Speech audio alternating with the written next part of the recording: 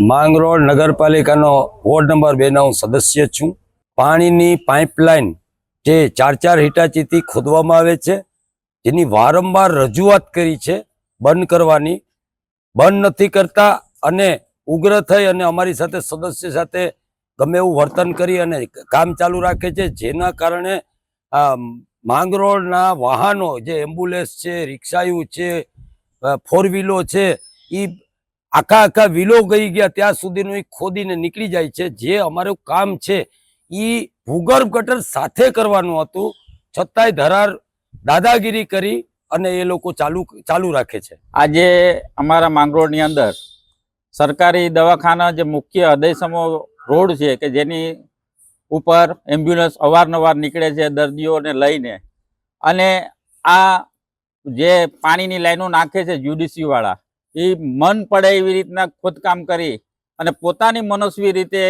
પોતે કોઈ નગરપાલિકાને વિશ્વાસમાં લીધા જાણ કર્યા વિનાના જેમ તેમ જ્યાં આવે ત્યાં ખોદે છે।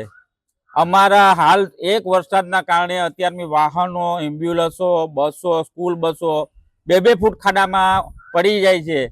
અને આ લોકોને અમે આજે કીધું કે ભાઈ આ તમે ગટર અને પાણી બંને ભેગું કરવાનું છે, માત્ર ને માત્ર તમે પાણીની લાઈન નાખીને બિલ લઈને નીકળી જાવ છો, તો અમારે માંગરોળને અમારા ચૂંટાયેલા પ્રતિનિધિને શું જવાબ દેવો? આ જે 2-2 ફૂટના ખાડા પડે છે, વાહનો અંદર 2-2 ફૂટ અંદર ઉતરી જાય છે। અત્યારની સરકારી દવાખાનું જો અમારો માંગરોળનું CSE